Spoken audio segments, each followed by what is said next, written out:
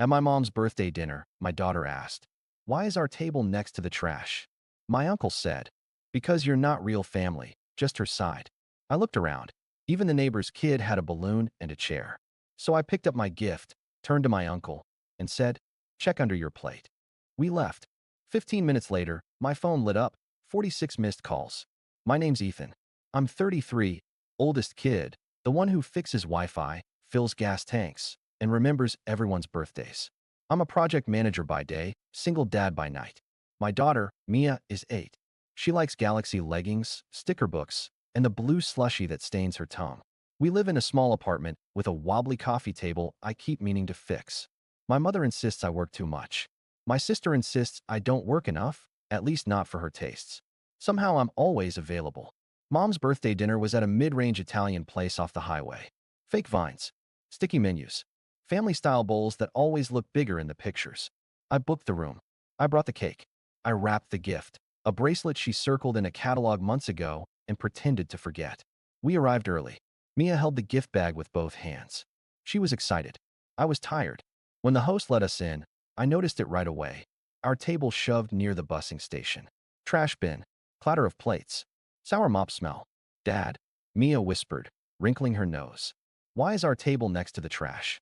Before I could answer, my uncle, Mom's brother, Larry, leaned over with his cologne and his opinion. "Because you're not real family," he said, eyeing Mia. "You're just her side." The room hummed. Forks paused. I stared at him, then at my mother, who flinched and took a sip of water like it might hide her. Mia looked at me, cheeks going pink. "Am I not family?" "You're my family," I said, steady. "You're the best part." Larry snorted. "Oh, relax. It's a joke." "It's not funny," I said. My sister, Paige, slid in on cue. "Ethan, don't start. Mom wants a peaceful night."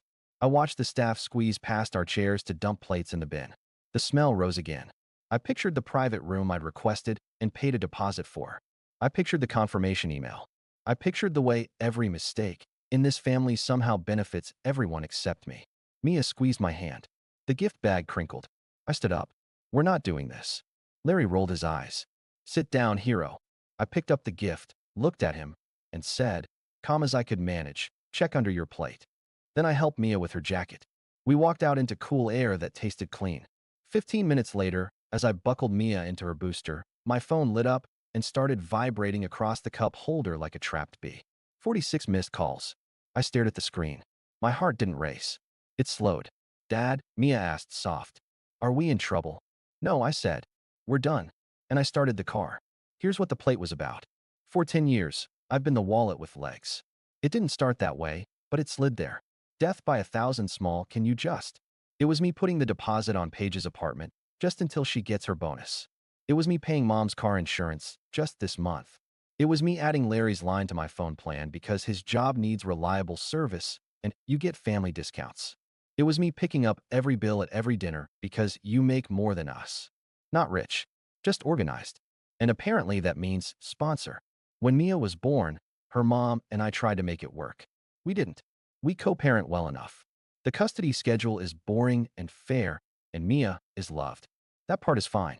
The part that is not fine is the way my family talks about Mia's mother like she's a footnote and Mia like she's a guest pass. They never say step. They say her. As in, are we inviting her family too? As if Mia has a detachable side. The first time I paid someone's bill, I was 23 and Paige called crying about an overdraft fee. I covered it. Then came the utilities. Then the credit card, "We'll pay you back on Friday." That never landed. Mom would say, "We're family. Money comes and goes." But the direction was always the same. Away from me. Larry has stories for days. A layoff that never ends. A business idea that starts and stops every 6 months. He's the fun uncle, the one who shows up with fireworks and disappears when the smoke clears. He bumped into my finances through my mother's soft heart and my sister's loud voice. "Just put him on your plan for now," Mom said 3 summers ago. "It's only $40 a month. Plus the phone," Paige added. "He needs a phone."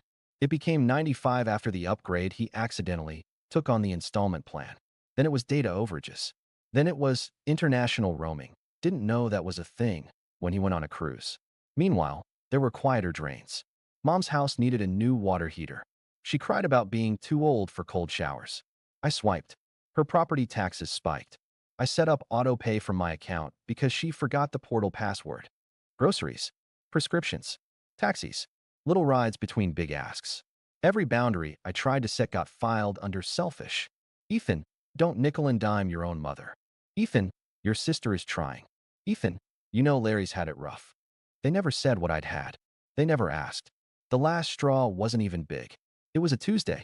I was in line at the pharmacy with Mia because she had strep and needed liquid antibiotics that taste like pink chalk. My card got declined.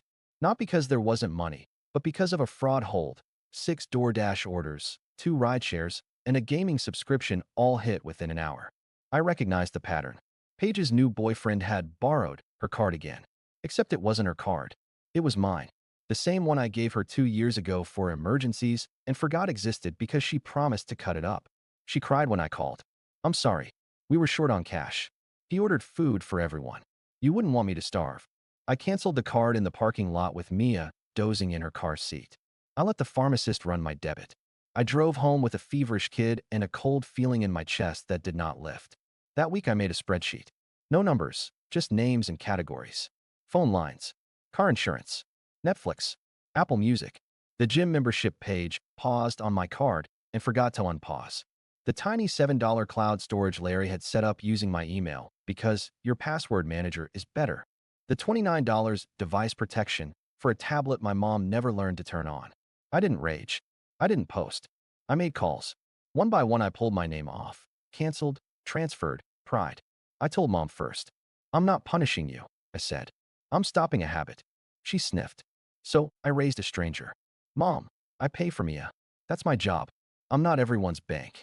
You think money makes you better? She said. I think it makes you dependent. She hung up.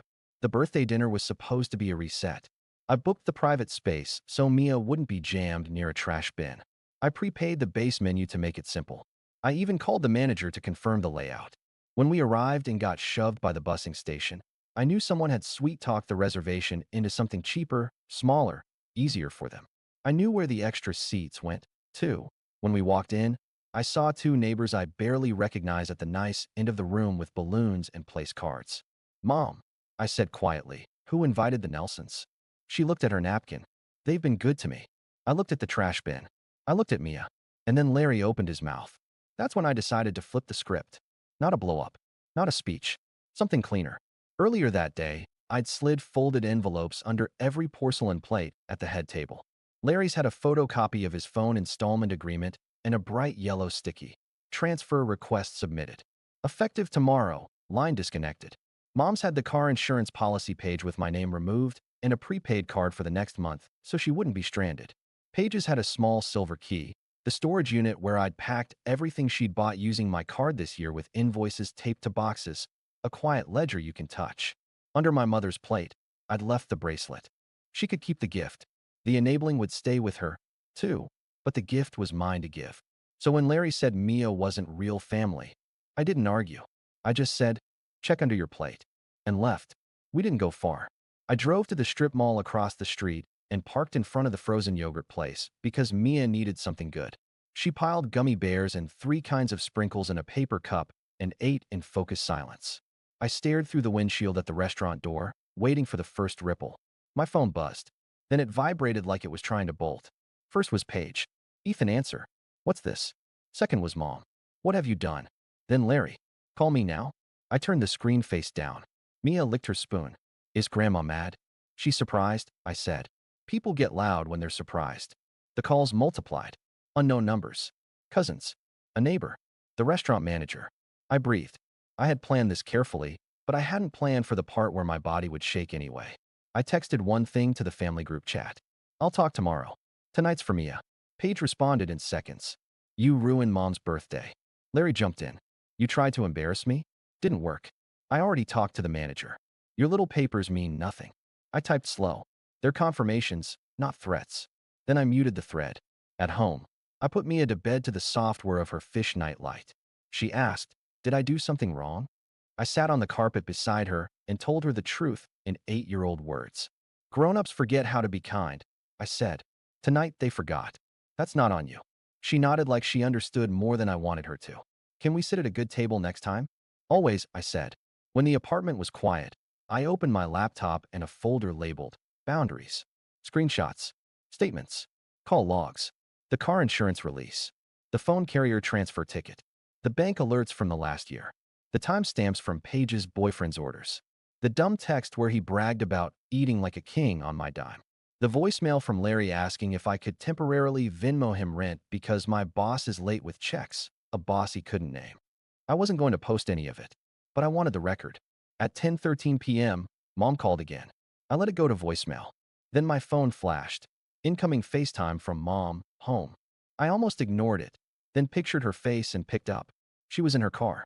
The ceiling light made her look older. She didn't say hello. "You humiliated me," she said. "I paid for your dinner and your gift," I said. "I left because Mia was being insulted." Larry was joking. "Then he can laugh at his bill." Her jaw tightened. "That man has been there for me. He's been there for your liquor cabinet," I said. "And your cable remote." She pulled in a breath like she might throw the phone. "This is not who you are." "It's exactly who I am," I said. "A dad first, and a son who's done being a wallet." She stared. "Your sister is crying." "Because she found a key to a storage unit with all the stuff she put in my name," I said. "She can cry in climate control." Mom blinked, stunned that sarcasm came out of my mouth at all. Then came the real card. "Family is all we have," she said, small. I looked at my own reflection in the black band of the screen. We had it. We used it up. She ended the call. I slept hard. Woke up to silence, then the dam bursting again. 46 missed calls. 36 new texts. Paige had escalated to performance. "Wow," she wrote in the group. "Ethan has always been this way. Cold. Calculated. The man keeps a spreadsheet of us." I didn't answer. It was true. At 8:02 a.m., Larry sent a photo, the paper from beneath his plate. He'd circled the words "effective tomorrow" with a Sharpie and added, "If my phone shuts off, I'm coming to your house." I wrote back, "You won't have service. Also, you don't know my building code anymore." At 9:10 a.m., the restaurant manager called. I answered this one. "I wanted to apologize," she said immediately. "Someone in your group changed the room assignment after you booked. I didn't realize the deposit was in your name." "Who changed it?" "A woman named Paige." "Of course. Can I pick up the deposit?" "I've issued a refund to the original card," she said. "And I spoke with your mother this morning. We'll send a gift certificate for a separate dinner. Just you and your daughter." "I'm sorry." "Thank you," I said. By noon, the story had mutated. An aunt texted me a sermon about forgiveness. A cousin I haven't seen in 5 years called me financially abusive for removing Mom's car insurance. I texted back a screenshot of the prepaid card I left her for the transition month and the contact for an agent who already had a lower quote. No reply. The breaking point landed at 2:37 p.m. in a message from Mom. "Your daughter is welcome here. But her mother's side is not," she wrote. "We need clear boundaries." There it was again. Her side. As if Mia is some divided pie chart. As if my life is a custody spreadsheet they get to sort. I called. She answered. "Say it again," I said. "What?" "Say the sentence you texted." Silence. Then, softer, "Don't twist my words." "You don't have to twist them," I said. "They're already ugly." "I raised you," she said, that old weapon. "I fed you. I worked nights. And now you treat me like a bill." "No," I said. "Like a person who forgot I'm not a bill." She sniffed. "If you hang up, don't call back." "I won't," I said. "Fine," she said. "Then we're done." It should have hurt worse than it did. It hurt like a splinter you finally pull. "Okay," I said. I hung up. Then I opened the carrier app and hit submit on the transfer request that would peel Larry's line off my account at midnight. I changed the garage keypad code at Mom's house because I'm the one who installed it. I removed Paige from my Costco membership and my streaming services and the shared cloud. I emailed the bank fraud department and attached what they needed. I scheduled a meeting with a therapist because I could feel how deep the grooves were and I wanted out of them. And then I texted 3 people. Aunt Rosa, who shows up with soup and truth. My neighbor Tasha, who lets Mia decorate her dog with bows. And Mia's mom, who keeps co-parenting steady even when I wobble. Heading to the park with Mia at 5. "You're invited if you want." They all said yes. That evening we sat on a bench under a maple tree. Mia ran on the splash pad with Tasha's dog weaving through her legs like a furry comet. The sunlight made everything look like forgiveness. My phone buzzed on the bench beside me. I didn't check it. "Feels weird," I said to no one. "Feels right," Aunt Rosa said, handing me a napkin for the drip of melted popsicle on my knee.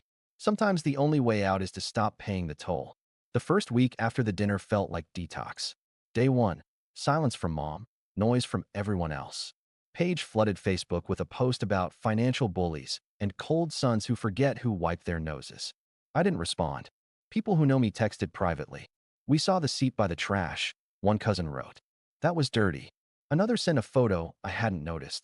The neighbor's kid at the far table, balloon tied to his chair. Perfect lighting. Perfect symbolism. If I were dramatic, I'd have framed it. Larry's line went dark at 12:01 a.m. I know because he called me at 12:03 from the restaurant's landline. Apparently, he forgot his phone doesn't work without, well, a phone. This is harassment, he said. It's a bill, I said. He threatened. He bluffed. He sputtered. Then he switched to begging. I need it for work. The job you can't name? I asked. Uber, he said. You need a license for that, I said. And insurance. Neither is on your to-do list. Click. Day 2. Mom texted Mia directly for the first time ever. Grandma loves you. Mia, show me the phone. Can I say I love her too? She asked. Yes, I said. Always. I texted Mom separately. Please communicate with me about scheduling. No reply. Day 3. Paige tried a new angle. If you keep this up, Mom will lose the house. I sent the agent's lower quote again. I also sent the screenshot of the automatic payments I'd made for 2 years. This is how she kept the house, I wrote. Me. Quietly. She posted a selfie at a salon 30 minutes later with, sometimes you gotta spoil yourself. I closed the app. Day 4. My boss noticed I wasn't carrying the usual low-level static in my shoulders. Whatever you did, she said in our 1:1, keep doing it. I laughed for real for the first time in days. At lunch, I Googled parent boundaries adult children and fell into a rabbit hole of threads where strangers made me feel less insane. None of them had my Uncle Larry, but most had a version of him. Day 5. Mom called. I let it ring out. She texted. Ground rules, she wrote. No partners at my events. Only family. I read it twice. 3 times. My daughter's mother isn't trying to attend Mom's events. She's polite enough to stay away.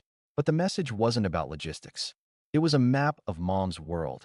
Tidy circles, blood on one side, everyone else on the other. Mia split down the middle like a pie chart. I typed and erased a dozen replies. I settled on the only one that mattered. If Mia isn't fully welcome, we aren't attending.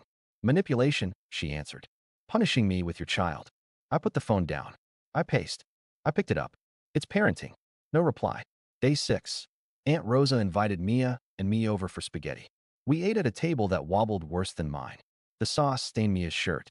I didn't care. Rosa told me stories about my grandmother. Not the polished kind. The good kind. The time she had cash and flour because Grandpa gambled. The time she told the priest to mind his own business. You get that spine from her, Rosa said. Not from your mother. That night, I wrote an email to Mom. Long, clear. Simple language. No heat. I love you. I'm done funding anyone except my child. I will not attend events where my daughter is minimized. I will not explain or defend these boundaries in the group chat. If you want to talk, we can meet in a public place with a start and end time. I will pay for my coffee and mine only. I didn't send it. I saved it as a draft. Not everything has to be delivered. Day 7. Something shifted. Not out there, in here. The urge to fix, to appease, to stage manage every reaction started to lift. I took Mia to the farmer's market and watched her sample every cherry tomato like a tiny critic. We bought a plant that will probably die on my windowsill. We named it Kevin to give it a fighting chance. At noon, my doorbell rang. Through the peephole, Larry. He cupped his hands around the lens like that would make me invisible. He had a new phone already. Someone else's problem, I guess. He knocked. He pounded. He shouted for the building to hear. Ethan, you're making this personal. I texted my building manager. He texted back, on it. Larry left 5 minutes later when security asked him to. That afternoon, a different notification popped up on my phone. Refund issued. Restaurant deposit. $250 back onto my card. Small number, big breath. In the weeks after, the missed calls tapered. The group chat died down. The volume of my life dropped to a level where I could hear my own thoughts again. I saw my therapist twice. She didn't try to make me reconcile. She asked me to list facts. Fact, I paid for things because I was scared of being labeled selfish. Fact, they labeled me selfish anyway when I stopped. Fact, I am responsible for a child, not a clan. Fact, love that costs you your self-respect isn't love. On a Wednesday, Mom finally asked to meet. I agreed. Public place. Start and end time. I brought a printed list, not to shove, not to win, just to keep the conversation from drifting into the usual fog. Mom arrived with a tight smile and a blue scarf I remember from childhood photos. We ordered coffee. She didn't touch hers. I don't know who you are anymore, she said. I do, I said. It's new for me. She scanned the list. No money. No favors. No partners at events where I don't invite them. That third one is yours, I said. But we won't attend those events. She pinched the bridge of her nose. Larry needs help. Larry needs sobriety and a job, I said. Silence. The kind that chirps. You used to be kind, she said. I used to be afraid, I said. She looked up sharply. Of me? Of losing you, I said. Turns out I can't lose what I never really had. She flinched. Don't be cruel. I'm being plain, I said. You can call me cruel when I say yes and resent you. That's the old me. We sat with it. She stared at the bracelet on her wrist, the one I gave her. She turned it once, like a dial. I shouldn't have let them sit you by the trash, she said finally, voice small. I didn't notice. Or I didn't want to. Both can be true, I said. I want my family, she whispered. So do I said. I'm building one. We didn't hug. We didn't fight. We paid separately. We left. A week later, Mia got invited to Mom's for cookies. I drove her over and stayed on the porch. Mom opened the door and crouched to Mia's height. You are my family, she said to her. All of you. No footnotes. No sides. Mia looked at me. I nodded. Go. Inside, I saw the dining room table. 2 chairs. No trash bin nearby. It sounds like nothing. It felt like weather changing. I'm not naive. A line isn't a spell. The pull of the old pattern is strong. Paige still posts like every thought is breaking news. Larry still calls from new numbers, still tries fresh angles. But the difference now is simple. Dials don't reach me unless I want them to. As for the neighbors, I don't care who got the balloons. Mia has a plant named Kevin and a dad who keeps promises. We eat pizza on paper plates and sit at the good table every time because I carry it with me. One more thing. The envelope I tucked under my mom's plate. I didn't include a bill. I included a photo, Mia and me at the park, hair frizzy from the splash pad. On the back I wrote, "This is the family you get when you respect us." Mom keeps it on her fridge now. I noticed it when I dropped off Mia last Sunday. The bracelet flashed on her wrist when she reached for the milk. She didn't say sorry. I didn't ask. We're not fixed. We're adjusting. And the uncle? He tried to corner me at a grocery store aisle last week, still smelling like cologne and old stories. You think you're better because you pay your bills, he sneered. No, I said. I just think I'm done paying yours. He opened his mouth, closed it, reached for a jar of pasta sauce like the conversation lived there. I walked away. Here's the moral I carved out of the noise. I'm not an ATM with feelings attached.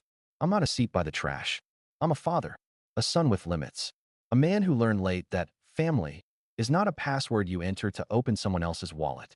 My kid asked why our table was next to the trash. It was the right question. I spent a decade explaining the smell away. Now I move the table. Or I leave. I don't owe anyone access to me that requires me to make my daughter small to fit. If that looks cold from the outside, fine. Inside my house it feels like heat. People tell you setting boundaries will make you lonely. Sometimes it does. You lose the kind of company that only shows up when you're paying. But the space that opens? That's where real people fit. Neighbors who bring soup. A co-parent who respects your time. A kid who sleeps easy because the room is quiet. I used to think love meant saying yes until I disappeared. Turns out love is the version of no that protects the right things. I won't be the family's bank. I won't pretend insults are jokes. I won't sit my child near the trash to keep the peace. Check under your plate wasn't a gotcha. It was a line. On one side, the old script. On the other, a life I can look my daughter in the eye about. 46 missed calls used to mean panic. Now they mean I silenced something that never cared if I could hear it anyway. I'm not waiting for a better apology. I'm busy building a better table.